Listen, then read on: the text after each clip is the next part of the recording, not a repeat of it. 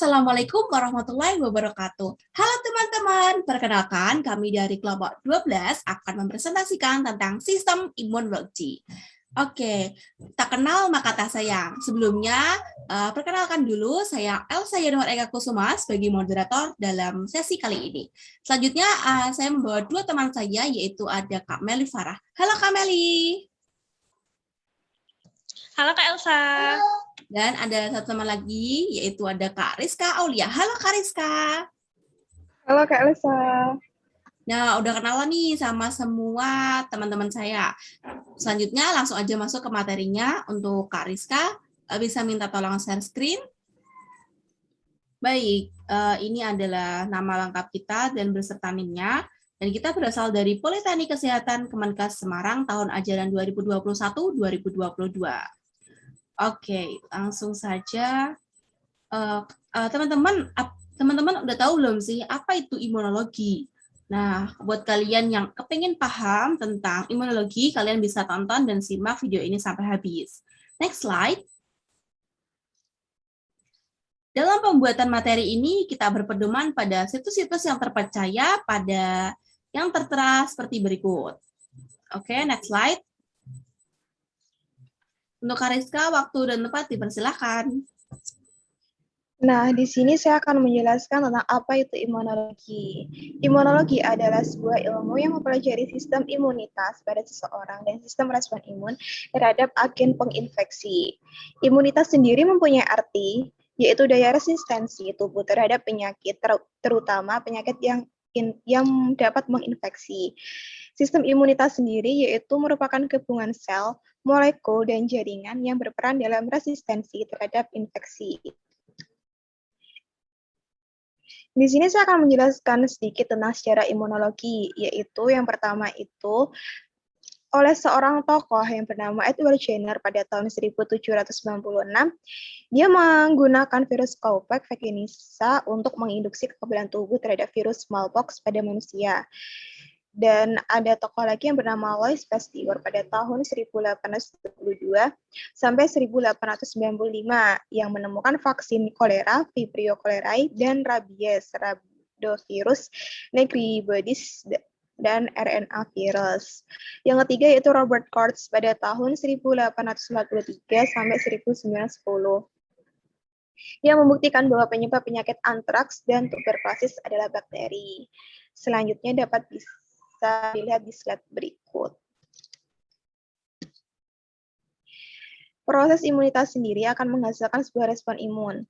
Respon imun berkaitan dengan materi genetik penghasil protein kompleks, histokompatibilitas atau HLA pada kromosom yang ke-6. Secara sederhana, kekebalan tubuh yang terbentuk ada dua jenis, yaitu kekebalan tubuh pasif dan kekebalan tubuh aktif. Adalah video tentang sistem imunitas. Kita semua memiliki potongan kertas di tempat kerja atau bekas gigitan nyamuk yang mengganggu saat kita berada di rumah. Tetapi kita mengabaikannya dan melanjutkan hidup kita. Bagaimana mungkin bakteri berbahaya tidak menyerang kita melalui lubang di kulit kita? Tentu saja jawabannya karena kita memiliki sistem kekebalan tubuh dan untuk itu kita harus berterima kasih. Jadi, apa sebenarnya sistem kekebalan? Sistem kekebalan adalah pasukan yang tangguh yang terdiri dari sel, jaringan, dan organ yang bekerja sama untuk melindungi tubuh. Yang pertama, sel darah putih, leukosit.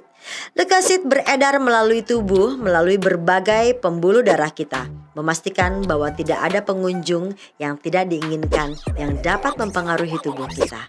Ada dua jenis sel yang membentuk divisi leukosit, fagosit dan limfosit. Fagosit adalah sel pertama yang merespon keadaan darurat. Pernahkah kamu memotong sendiri di dapur saat memasak?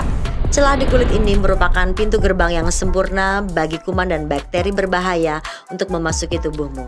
Tetapi yakinlah, karena ada fagosit, Anda sudah dijaga. Jika fagosit merupakan kekuatan sistem kekebalan, limfosit adalah otak di belakangnya.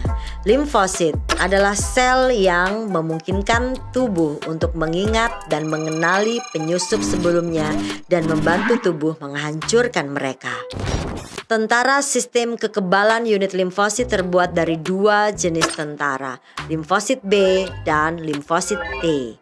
Limfosit B dan limfosit T. Sederhananya, limfosit B adalah sistem intelijen tubuh yang mencari penyerang dan mengunci mereka, sementara membiarkan limfosit T tahu bahwa mereka ada di urutan selanjutnya.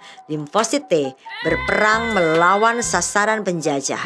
Jadi, jangan khawatir tentang bakteri atau kotoran, karena sistem kekebalanmu sudah ada di dalam tubuhmu. Kekebalan tubuh pasif. Kekebalan tubuh pasif adalah merupakan sistem kekebalan yang terbentuk karena antibodi berasal dari luar tubuhnya atau dari host lain. Bersifat relatif sementara karena antibodi yang dimasukkan ke dalam telah terbentuk, sehingga perlindungan pasif proses imun tergantung jumlah antibodi. Yang kekebalan pasif, mekanisme perlindungan kekebalan secara pasif bekerja setelah pemberian antibodi. Tidak ada masa menunggu pembentukan antibodi terbagi dua, yaitu kekebalan pasif alami dan juga buatan. Contoh kekebalan alami adalah kekebalan pasif yang dipindahkan dari ibu kepada janin yang dikandungnya. Kekebalan pasif antibodi ini dapat melindungi bayi yang baru dilahirkan selama bulan-bulan pertama masa hidupnya terhadap infeksi penyakit yang ada. Kekebalan tersebut dapat diperkuat oleh antibodi yang disalurkan melalui air susu ibu. Kalau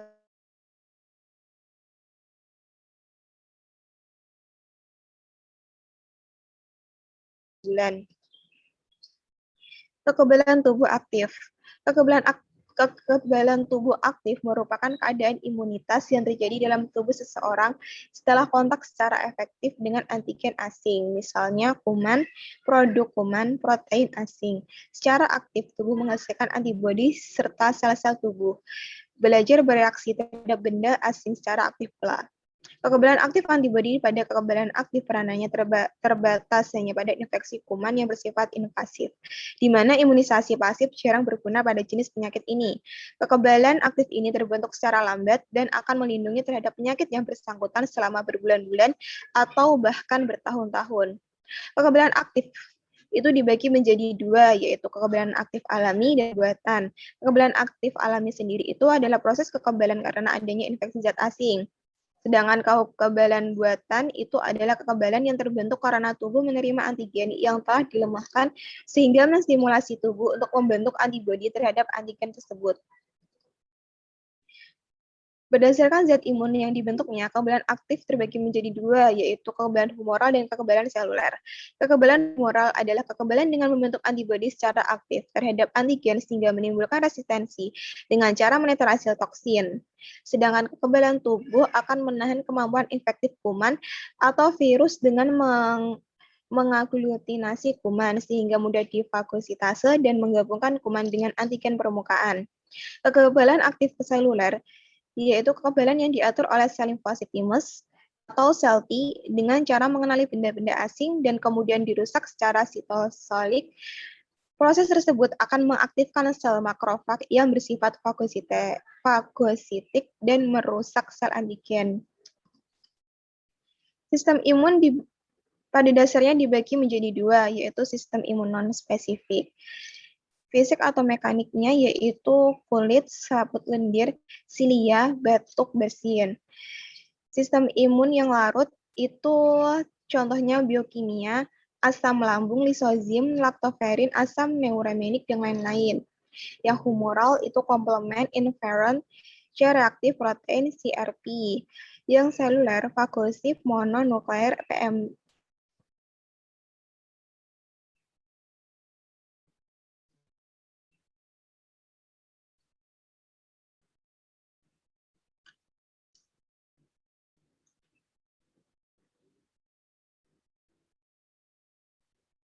Seluler fagosit mononuklear atau PMN. Sel nol, contohnya sel NK dan sel K. Sel mediator, yaitu contohnya basofil dan mastosit atau trombosit. Sistem imun spesifik itu dibagi menjadi dua, yaitu humoral atau sel B dan juga seluler atau sel T.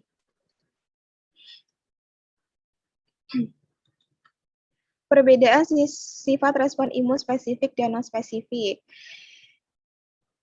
Imun non-spesifik yaitu mempunyai resistensi yang tidak berubah oleh infeksi, sedangkan yang spesifik itu memiliki resistensi yang membaik oleh infeksi.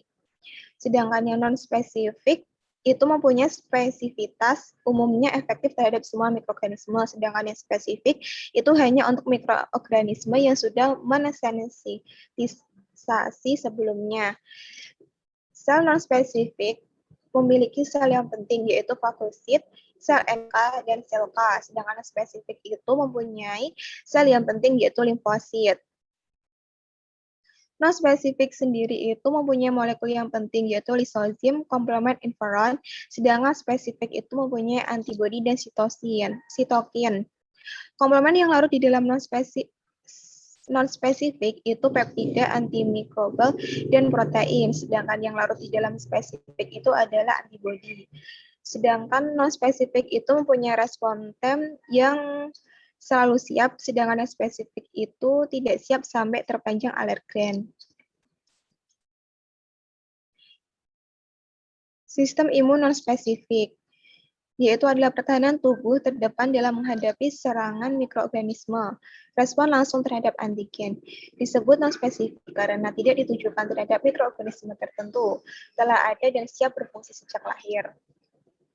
Faktor-faktor yang berpengaruh terhadap sistem imun spesifik yaitu yang pertama adalah spesies, yang kedua perbedaan individu dan pengaruh usia, yang ketiga suhu, yang keempat pengaruh hormon, yang kelima faktor nutrisi, dan yang keenam flora bakteri normal.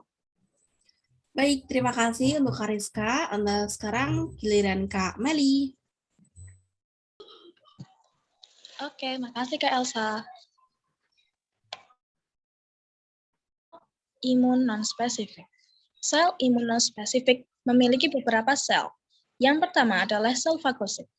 Sel fagosit dibagi sel monokuler, polimorfuler, yang di dalam sel fagosit monokuler terdapat sel monosit dan makrofag. Kemudian untuk sel fagosit polimorfuler terdapat 3 sel, yaitu neutrophil soldier of the body, eosinophil yaitu melawan penyakit infeksi parafit, dan basophil yaitu bagian terkecil mediator. Kemudian ada fagosit frustasi yang melepaskan lisosim keluar sel.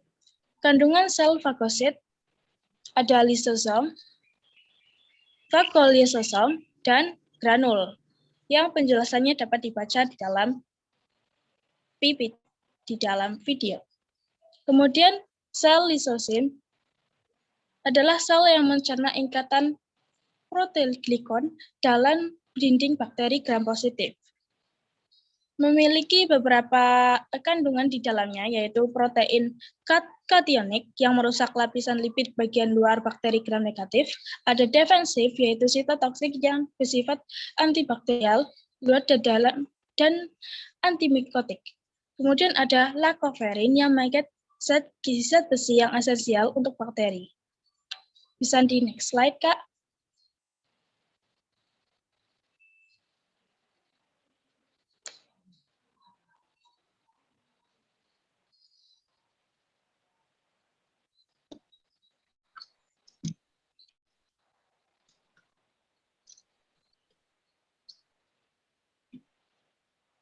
Yang kedua adalah sel nol. Sel limfoid yang tidak mengandung petanda seperti yang ditemukan pada sel T dan sel B, merupakan large granular lymphocyte. Kemudian sel nol dibagi menjadi 2, yaitu sel natural killer dan sel killer. Sel natural killer membunuh sel tumor dan sel mengandung virus dengan cara yang non-spesifik tanpa bantuan antibodi. Kemudian sel K merupakan efektor dari ADCC atau antibody dependent cellular cytotoxicity yang dapat membunuh secara non-spesifik dan hanya terjadi bila sel sasaran dilapisi antibodi. Ketiga adalah sel mediator. Di dalamnya terdapat basophil mastosit dan trombosit.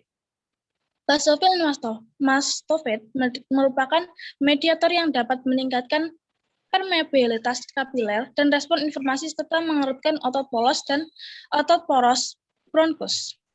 Kemudian sel trombosit merupakan agregasi dinding vaskuler yang rusak, respon inflamasi, dan sitotoksik. Yang keempat adalah sel aksesori. Sel aksesori terdiri dari eosinofil, basofil, sel matosit, trombosit, dan sel APC. Next slide, Kak. Sel di dalam imun spesifik mengandung sel limfosit.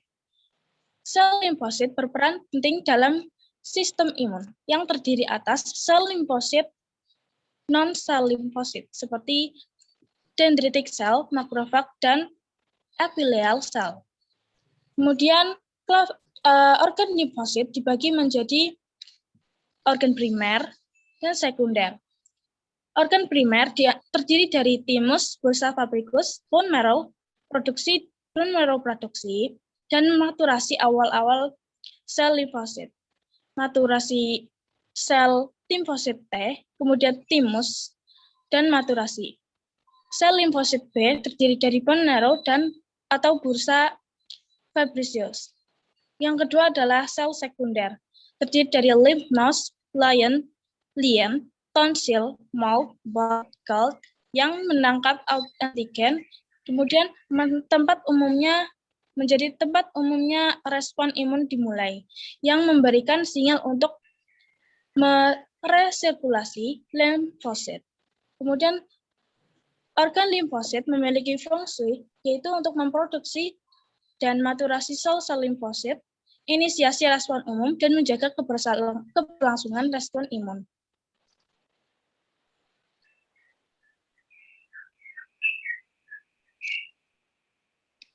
Faktor yang mempengaruhi naturalisasi dan diferensiasi limfosit antara lain ada T-cell inducing factors, thymosin, thymopoietin, thymic humoral factor, yang B-cell inducing factor, dan pengertiannya dapat terlihat pada layar berikut.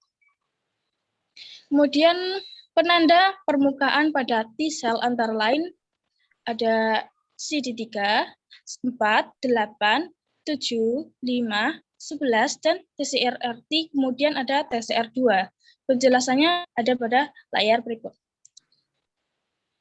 Kemudian penanja permukaan pada sel limfosit B yang berperan penting adalah SIG, lambda, dan kappa 5 chain, kemudian ada C3R dan FCR.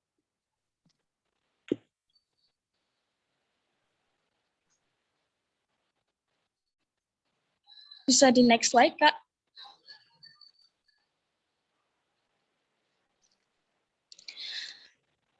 Sel imunospesifik juga dibagi menjadi sel T dan sel B. Sel T berasal dari sel T sum tulang yang memasuki thymus lalu berproliferasi di regio subkapsuler.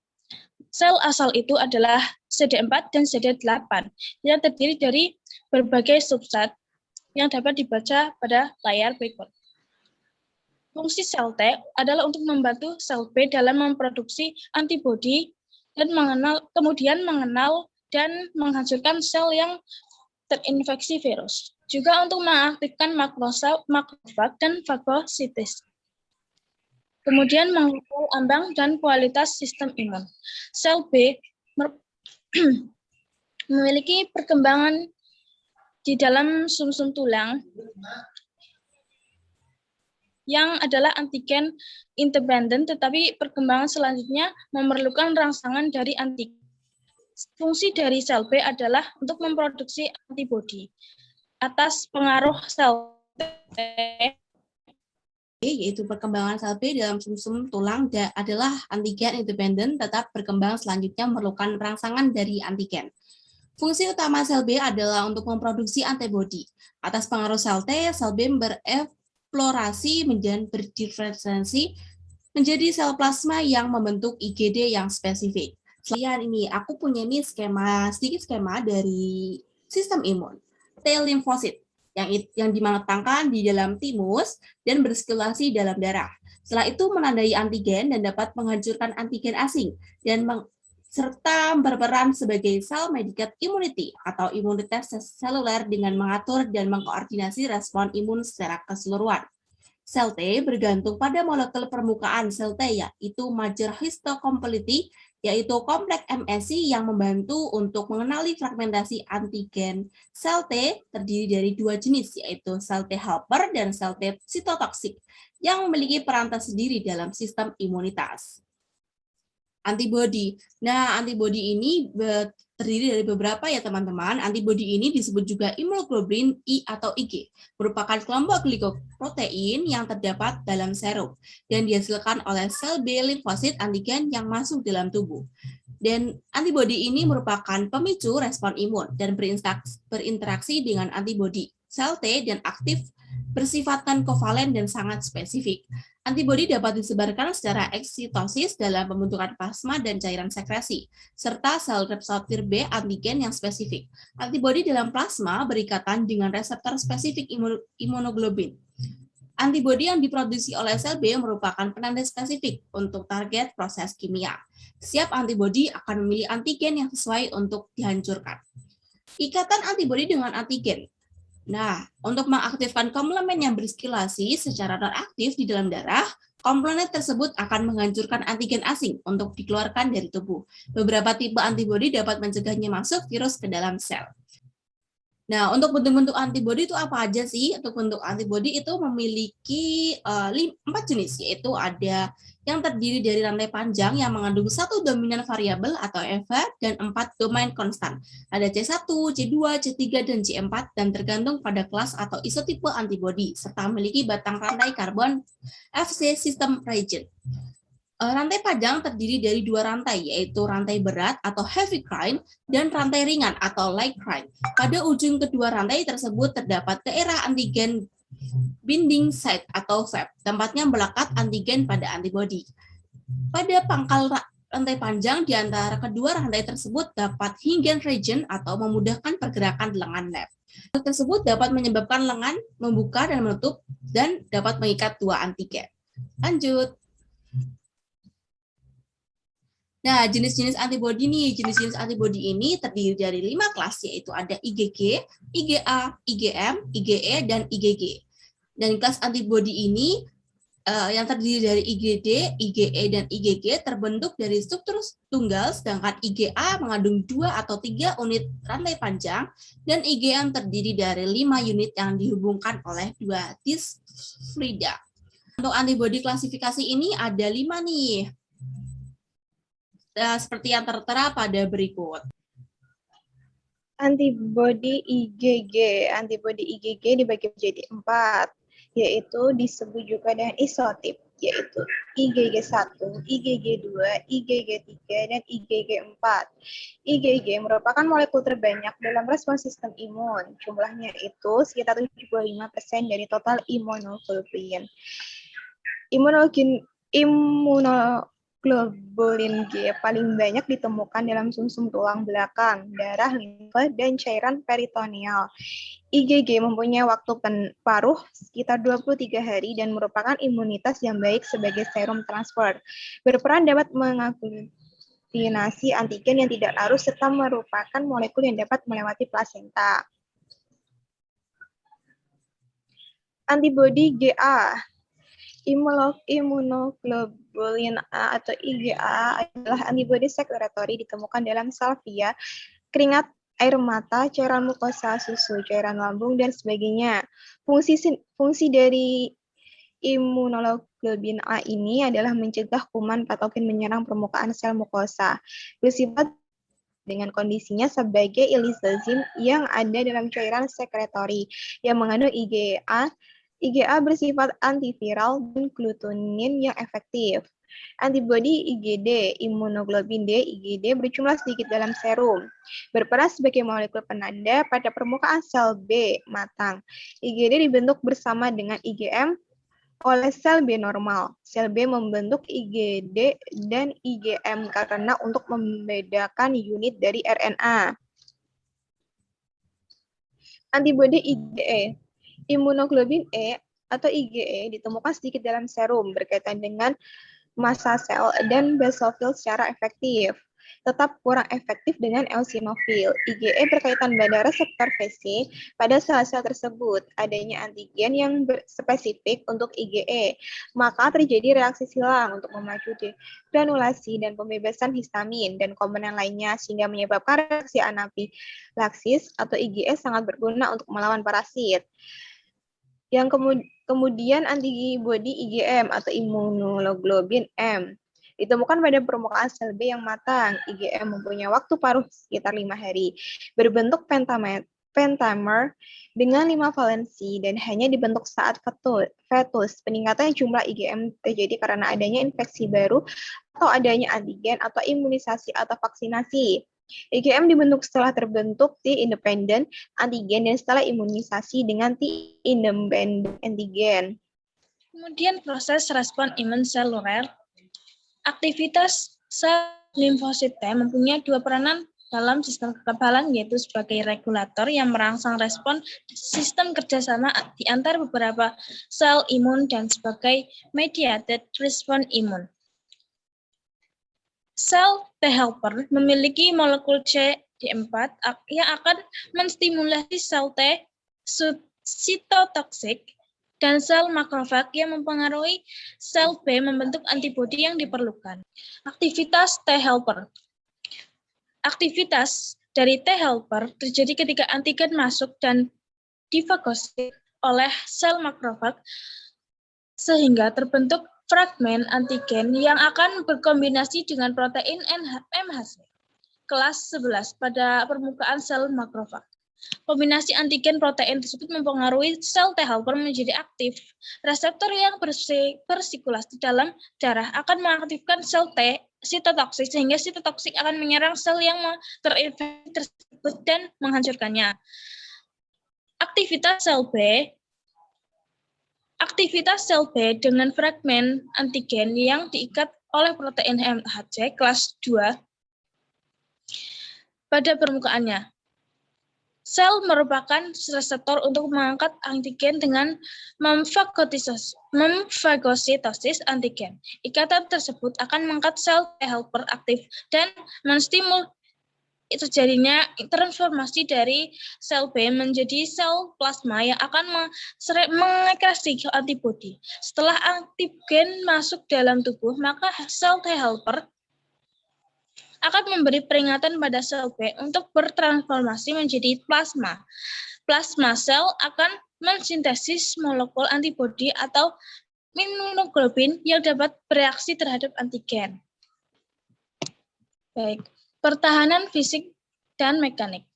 Dari sel, maksud saya dari sistem imun ada di kulit, selaput lendir, silia, saluran napas, batuk dan bersin yang akan mencegah masuknya berbagai kuman dan patogen ke dalam tubuh. Kemudian di kulit yang rusak, misalkan karena luka bakar, akan meningkatkan resiko infeksi. Pertahanan biokimia. pH dari keringat dan sekresi subaceus dan efek antimikrobal. Sekresi mukosa saluran napas dan telinga. Kemudian ada lisosom dalam keringat, ludah, air mata, dan susu yang akan melindungi dari berbagai kuman gram positif dan menghancurkan dinding sel. Kemudian ada air susu ibu dan asam hidroklorida dalam lambung. Enzim proteolitik akan dan empedu dalam usus halus yang akan menciptakan lingkungan antibakteri.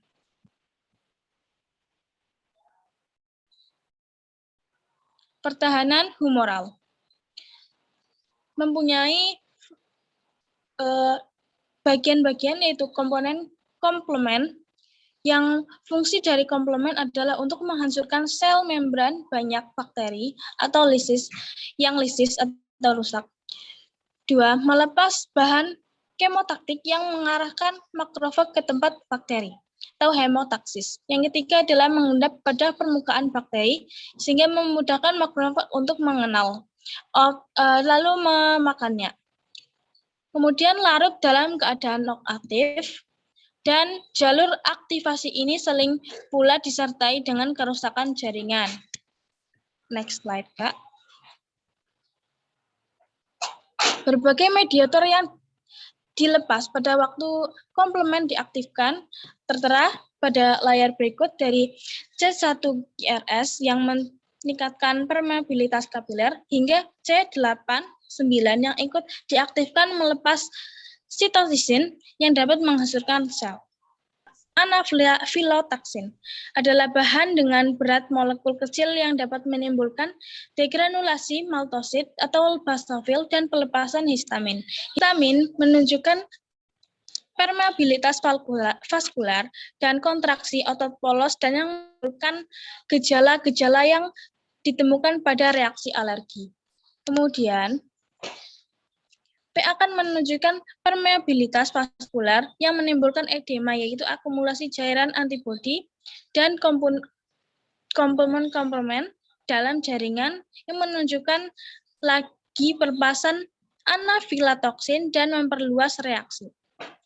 Kemudian ada C3A dan C5A, kemotaksin. Kemotaksin adalah bahan-bahan yang dapat menarik dan mengerahkan sel-sel fagosit C3A, C5A, C5, 6, 7, adenares imun. Adenares imun merupakan fenomen dari partikel antigen yang dilapisi antibodi dan atas pengaruh komplement yang melekat pada berbagai permukaan yang mudah dimakan fagosit. C3B, opsionisasi. Opsionisasi adalah proses melapisi partikel antigen oleh antibodi dan atau komponen yang lebih mudah dan cepat dimakan fagosit.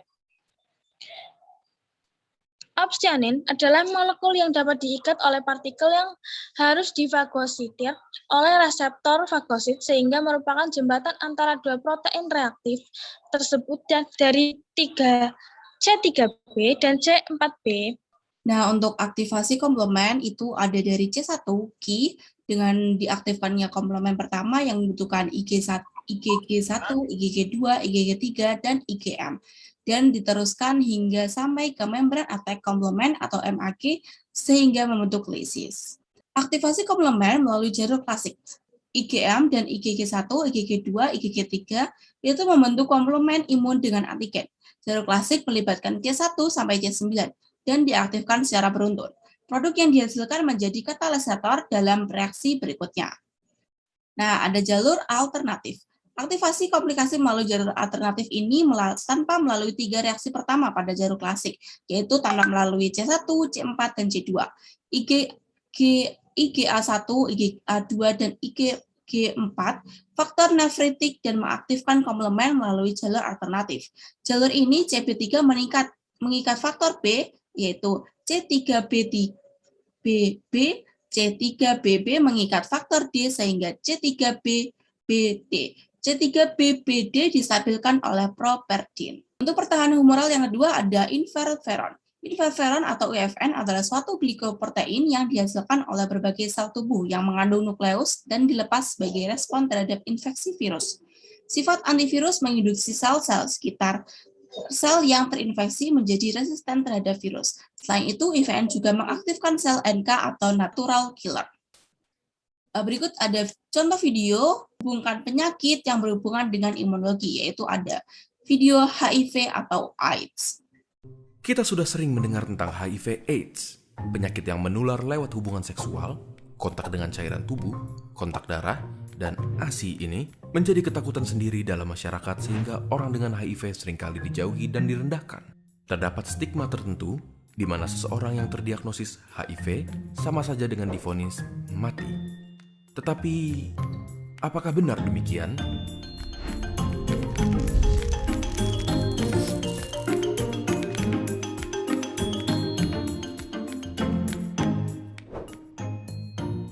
HIV bekerja dengan melemahkan sistem kekebalan tubuh.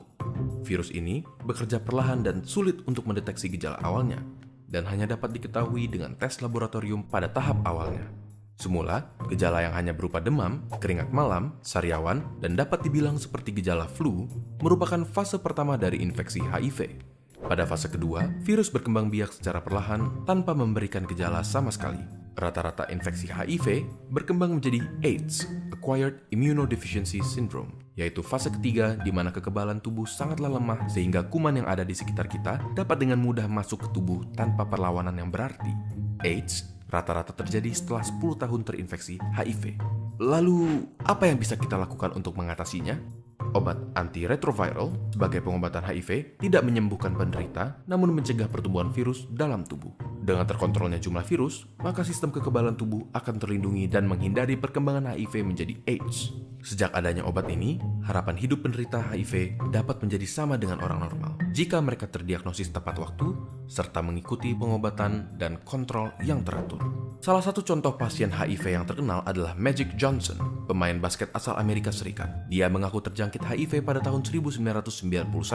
27 tahun berlalu sampai sekarang, ia masih giat menjadi aktivis HIV dan apakah kalian tahu? Dia tidak mempunyai keluhan medis. Mengapa bisa? Dia mengkonsumsi obatnya secara teratur. Sebagai tambahan, pasangan yang positif HIV tidak langsung ditakdirkan untuk mempunyai anak dengan HIV juga. Hal ini dihasilkan dari pengobatan yang membuat jumlah virus cukup rendah untuk tidak menginfeksi janin. Pada proses kelahiran, ibu akan menjalani kelahiran secara bedah sesar sehingga menghindari kontak dengan darah ibu.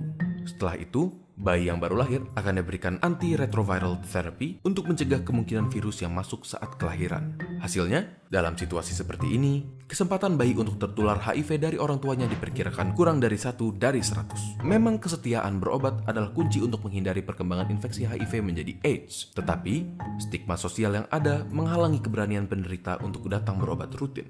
Mungkin hal ini dapat diubah dari masing-masing diri kita sendiri. Memberikan dukungan dapat merubah begitu banyak kehidupan para penderita HIV untuk berani berobat dan menjalani hidup yang lebih baik. Setelah mendengar ini, apakah menurut kalian ada harapan untuk melawan HIV? Ayo kita sama-sama memberi dukungan kepada saudara-saudara kita yang sedang berjuang melawannya. Terima kasih telah menonton video ini sampai selesai dan semoga materinya bermanfaat. Wassalamualaikum warahmatullahi wabarakatuh.